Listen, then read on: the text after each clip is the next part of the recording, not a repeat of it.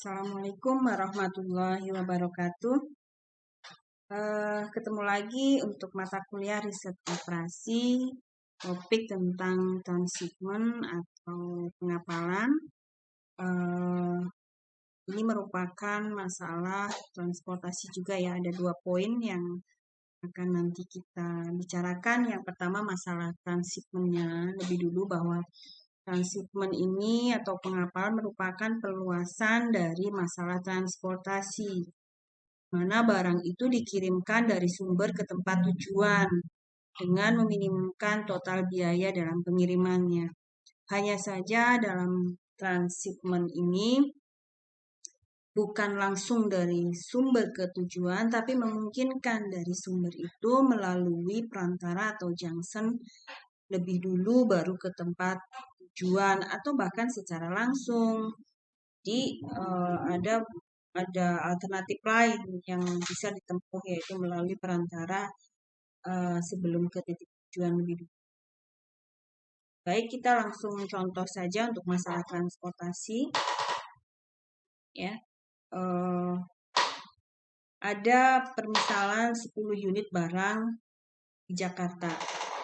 Berarti ini sebagai sumber. Kemudian ada 10 lagi dari Malang. Berarti ada 2 sumber di sini.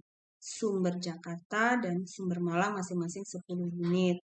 Yang akan dikirim ke Semarang dan Jogja. Ya, masing-masing membutuhkan 10 unit barang. Karena persediaan harus sama dengan permintaannya. Ini sudah bisa terlihat bahwa balance antara persediaan dan permintaannya. Pengiriman bisa dilakukan secara langsung ya, baik dari Jakarta dan Malang langsung ke tempat tujuan Semarang dan Jogja ataupun melalui perantara. Di mana yang menjadi perantara di sini adalah cabang di Surabaya. Yang perlu diperhatikan sebelum menyelesaikan kasus permasalahan transportasi ini adalah tanda positif dalam kurung ini menunjukkan tanda sumber. Sebaliknya untuk yang tanda negatif menunjukkan titik tujuan. Saya beri tanda warna kuning agar menjadi perhatian teman-teman. Berikut gambar atas kasus 81. Ya, di sini ada Jakarta, ada Malang. Tandanya di sini positif 10. Positif 10 maksudnya adalah positif merupakan tanda bahwa ini adalah sumber ya, dengan kuantitinya adalah 10 unit untuk Jakarta dan Malang. Kemudian ada kota atau titik tujuan ya. Di sini ada Semarang dan Jogja. Bisa terlihat dari tanda negatif ini. Ya, yang akan menerima atau membutuhkan permintaan sebanyak 10 unit juga sama. Kemudian di sini ada Surabaya yang menjadi junction atau perantara sebelum menuju tempat tujuan. Di sini, Surabaya. Angka-angka ini merupakan biaya menuju titik dari sumber ke junction ataupun langsung ke tempat tujuan. Kita bisa lihat di sini bahwa panahnya adalah Jakarta langsung ke Semarang membutuhkan angka 3 biayanya ya. Kemudian dari Jakarta ke Surabaya 4 ya. Kemudian dari Surabaya ke Semarang semua bisa terlihat ini adalah biayanya. Kemudian saya lanjutkan dengan contoh yang sama ya. Barang bisa dikirim dari Malang ke Semarang secara langsung atau melewati Surabaya. Tadi sudah saya jelaskan langsung kita di gambar ini ya. Kita langsung beberapa pilihan yang bisa ditempuh untuk kasus transportasi ini. Yang pertama, perhatikan gambar A, B, C, dan D. Gambar A ini ya ada 2 karena sumbernya ada 2 dan tujuannya ada 2 kota. Ini secara direct atau langsung dari sumber langsung ke tujuan ya. Di sini dari tanda positif langsung ke negatif merupakan tanda tujuan. Sebanyak 10 unit dengan biaya 2. Sini. Oke, dengan biaya 2. Kemudian di sini perantara, kita tidak karena secara langsung, jadi tidak menggunakan perantara, tapi langsung di sini ada 4, langsung ke 5, ya. Dari Malang langsung ke Semarang. Dari tempat tujuan, dari tempat sumber ini positif, ya, menuju kota tujuan ini negatif, tandanya. Kemudian ini kuantiti yang akan dikirim memang 10 dengan biaya 6. Kemudian yang gambar B, bisa terlihat di sini sudah melibatkan junction-nya atau perantara, di mana dari sumber 1, ini Jakarta, langsung menuju Semarang. Ya, di Semarang. Kemudian dari Jakarta langsung ke Jogja. Kemudian dari Malang ke Surabaya lebih dulu, baru ke Semarang. Dari Malang ke Surabaya lebih dulu, baru ke Jogja. Ini yang gambar B. Sedangkan yang gambar C masih sama juga melibatkan junction-nya. Dari sini Jakarta langsung ke Semarang, Jakarta ke Surabaya lebih dulu, baru ke Jogja. Nah, kota sumber dari Malang langsung ke Semarang, dari Malang ke Surabaya, baru ke Jogja. Sedangkan yang gambar D sama melibatkan perantaranya juga dari kota sumber Jakarta langsung ke Surabaya, kemudian ke Semarang. Dari Jakarta ke Surabaya, kemudian ke Jogja. Sumber yang kedua dari Malang ke Surabaya, baru ke Semarang. Dari Malang ke Surabaya, baru ke Jogja. Oke. Semoga teman-teman bisa memahami. Berikutnya, saya tidak perlu membacakan semua. Kita bisa lihat tadi ya di gambar A sampai dengan D. Kita ambil salah satu contoh saja gambar A. Berapa biaya yang dibutuhkan? Kita lihat di sini. Gambar A ada 2 ya, karena sumbernya ada 2 dan tujuannya ada 2. Kita bisa lihat di sini. Dari Jakarta langsung ke Jogja, ada 10 unit yang dikirim dengan biaya 2. Berarti 10 dikalikan 2, 20. Kita tambahkan juga dengan sumber yang dari Malang ke Semarang. Yang dikirim 10 unit dengan biaya 6. Kita kalikan ketemu 60. Sehingga 60 ditambahkan 20. Ketemu 80. Ini. Oke. Selanjutnya, yang B juga sama caranya. Dari titik Jakarta ke Jogja, 5 unit dikalikan 2, ditambahkan yang dari Jakarta ke Semarang, 5 ya, kuantiti dikalikan 3, kemudian ditambahkan lagi yang dari sumber kedua, yaitu dari Malang ke Surabaya, 10 dikalikan 2, ditambahkan lagi yang dari Surabaya ke Jogja, 5 kali 1, dan ditambahkan lagi dari Surabaya ke Semarang, 5 dikalikan 3. Ketemu angka 65. Untuk yang B. Untuk yang C 85, untuk yang D 100. Silakan teman-teman mencoba mencari kecocokan apakah betul 85 atau 100. Semoga ketemu angka yang sama. Selanjutnya, tujuan masalah transhipment adalah bagaimana mengatur pengiriman agar total biayanya seminimal mungkin atau sekecil mungkin.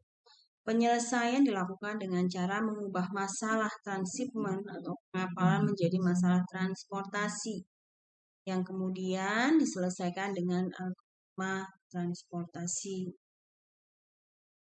Adapun langkah-langkahnya, yang pertama menyeimbangkan tabel dulu. Jadi harus dipastikan bahwa persediaan yang merupakan tanda positif, yaitu dari sumber, itu menuju tempat tujuan, yaitu yang bertanda negatif dalam kurung, itu jumlahnya sama unitnya. Jadi harus sama. yang disediakan dengan yang diminta atau dibutuhkan sama. Yang kedua, tentukan titik yang merupakan titik sumber, tujuan, dan titik perantara atau junction-nya. Yang ketiga, tentukan jumlah persediaan dan permintaan tiap titiknya. Oke, nanti menentukan jumlah persediaan dan permintaan pada setiap tujuannya. Kemudian yang keempat adalah menentukan biaya pengiriman dari SI ke DJ. SI ini adalah sumber. Yang ke I ya, sumber pertama atau 2 dan seterusnya menuju DJ. Ini menuju tempat tujuan.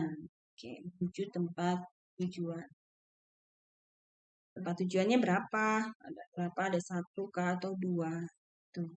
Kemudian kita lanjut kepada soal yang 81. Tadi persediaannya sudah ketemu 20 unit. Dari mana 20 unit? Dari 10 Jakarta yang disediakan dan 10 Malang sebagai sumber. Nah, jumlah permintaannya berapa? Sama, 20 unit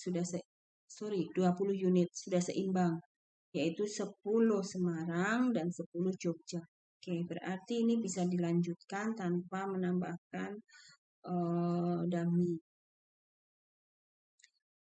Kemudian langkah selanjutnya kita langsung saja ke gambarnya atau tabelnya. Tuh, di sini ada tabel, ya, ada sumber. Saya singkat S. S1, S2, S3, dan S4. Ya. Di sini ada tujuan, yaitu D2, D3, D4, D5.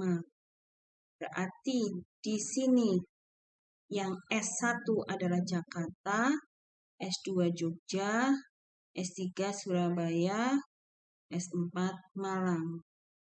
Yang tujuan di sini Jogja, di sini Surabaya, Malang, dan Semarang. Oke, kita mencoba mengisi persediaan murni lebih dulu. Di sini persediaan murni. Persediaan murninya dari mana? Dari sumber awal, yaitu dari Jakarta dan Semarang. Berarti S1 dan Jakarta dan Malang. Berarti S1 dan S4. Nah, di sini 10, di sini 10, lainnya 0, 0. Oke. Ini merupakan persediaan murni. Kemudian bagaimana dengan permintaan murninya? Permintaan murni tadi sudah jelas masing-masing 10 ya, karena tempat tujuannya tadi ada 2 dan sudah seimbang, kita tinggal sesuaikan saja. Di sini ada permintaan D2 itu kan Jogja. D2 Jogja. Jogja itu butuh 10 unit ya, 10 unit. Kemudian yang Semarang 10 unit ya. Yang lain posisinya adalah 0, 0. Oke. Di sini 10. D2-nya itu Jogja ya, ini D2 10, kemudian yang D3 ini 0, D4 0, yang Semarang 10. Ini tujuan awal ya. Oke. Sini 10. Nah, kemudian yang selanjutnya sumber perantaranya. Sumber perantara. Kalau namanya sumber perantara berarti yang masuk. Sehingga kalau yang yang menjadi sumber kosong gitu ya. Jadi hanya 0 gitu ya. 0. Oke. Kemudian yang S2. S2 ini kan merupakan perantara. S2 di sini perantara. Karena perantaranya ada Jogja, Surabaya, dan Semarang. Sehingga kalau Jogja berarti sebagai perantara mampu menerima 20. Karena ada 2 sumber masing-masing 10. Jadi ketemu 20. Kemudian yang S3 ya. Yang S3 ini Surabaya, ini perantara juga, dia mampu menerima 20 dari 2 sumber masing-masing 10. Di sini 20. kita jumlahkan 20 total persediaannya. Kemudian yang S4. S4 itu Malang. Ini bisa juga dijadikan perantara tadi ya. Perantara juga. Kalau perantara berarti menerima dari 2 sumber masing-masing 10. Berarti 20. Kita jumlahkan total persediaan totalnya ada 30.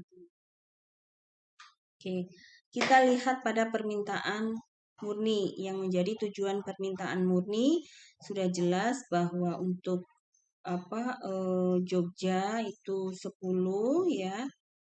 Kemudian mana ini? Ini D5 Semarang 10. Oke. Kemudian kita lihat bagaimana dengan tujuan atau permintaan perantara. Kalau permintaan perantara itu kan bisa menampung dari 2 sumber, jadi masing-masing 10 berarti 20. Kita tambahkan 20, 20, 20. Ketemu permintaan totalnya 30, 20, 20 dan 10. Oke.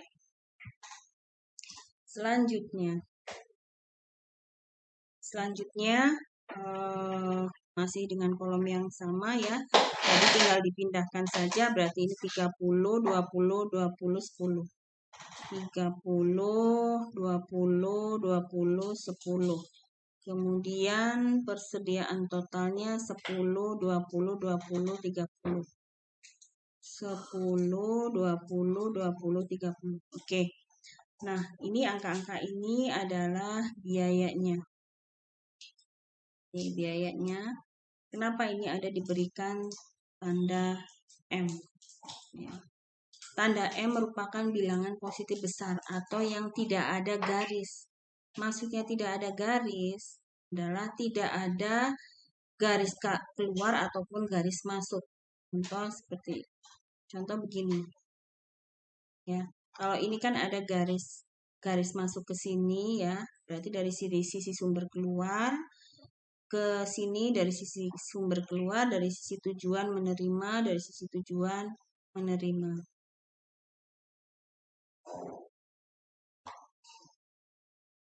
Oke.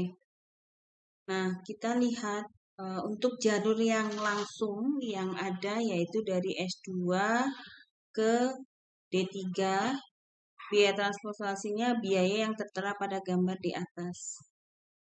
Bisa dilihat di sini ya. Bisa dilihat sini, ini tandanya M. Karena ini secara langsung jalurnya, jadi tidak ada menggunakan perantara dan tidak ada garis, maka diberikan tanda M. Kemudian yang ini ya. Yang ini D4 ya, dari S1 ke D4. Tidak ada jalur secara langsung dari Jakarta ke Malang. Dari jalur secara langsung, maka diberikan tanda M. Oke. Yang dari S2 ke D5 berarti dari Jogja ke Semarang. Ini juga tidak ada, diberikan tanda M. S3 ke dari S3 ke D4 berarti S3 Surabaya ke Malang, tidak ada, diberikan tanda M. Yang S4 dari Malang ke Jogja tidak ada, diberikan tanda M. Karena memang tidak ada garis. Oke. Total permintaan ya yang menjadi tujuan, kemudian total persediaan dari sumber seperti ini. Selanjutnya, bagaimana kita cara menghitung bukan menghitung lebih dulu total biayanya, tapi mengisi kapasitas kebutuhan lebih dulu. Di sini kita bisa lihat ya, yang total persediaan dari sumber yaitu dari Jakarta 10. Dari Jakarta 10 langsung kita masukkan 10. Nah, kebutuhannya yang dari Jogja itu 30. Berarti masih kurang. Oke, ini 10 diisi penuh. Berarti ini full ya. Kita berikan tanda. Kemudian yang dari S2, sumber 2, berarti Jogja. Ini menyediakan 20. Nah, karena D2 tadi Jogja itu masih kurang, kebutuhannya 30 baru diisi 10, maka 20 dari S2 ini Jogja masuk ke sini. Sehingga penuh. Sudah optimal 30. Kita arsip. Ini sudah terpenuhi. Selanjutnya kita lihat untuk yang S3 menyediakan 20, sedangkan D2 sudah optimal, maka digeser untuk mengisi D3. D3 butuh berapa? 20. Pas di sini 20. Kemudian yang ini sudah, kemudian yang S4 menyediakan 30. Sedangkan D2 terpenuhi optimal, D3 terpenuhi optimal, D4 belum. D4 hanya butuh 20. Berarti yang dari S4 dari Malang ini 20 masuk ke Malang, ya. Sisanya 10 digeser untuk kebutuhan yang di Semarang 10. Pas masing-masing. Oke. Nah, ini adalah biayanya. Oke. Biayanya. Kemudian yang selanjutnya, bagaimana solusi untuk menghitung biaya totalnya? Kita langsung saja di sini, ya. Dari S1 yang ke D2 ada 10 unit dikalikan 2. Oke. Kemudian masukkan ya 2 kali 10. Kemudian ditambahkan dengan S1 ini kan Jakarta ya. Ini S1 Jakarta, kemudian S4 Malang. Berarti kita lihat S4. S4 Malang itu berapa nih? Tersedia 30. Oke, tersedia 30. Kemudian di sini ada ini 0, berarti 10 dikalikan 6. Biayanya nih 6. Berarti ditambahkan ya. Karena yang menjadi kota sumber ada 2, yaitu Jakarta dan Malang, maka kan jatuhnya di S1 dan di S4. S1 diisi ke D2 berarti 10 kali 20 ditambahkan dengan 10 dikalikan 6. Ketemu ini 80. Karena di sini 0. Jadi tidak perlu ditulis, sehingga ada ketemu 80 total dari 2 sumber menuju 2 titik tujuan. Semoga materi transshipment ini bisa dipahami teman-teman semua. Jika ada pertanyaan silakan disampaikan atau komentar di tempat yang sudah disediakan di link YouTube-nya. Mudah-mudahan bisa dipahami teman-teman semua. Selalu sehat. Terima kasih. Wassalamualaikum warahmatullahi wabarakatuh.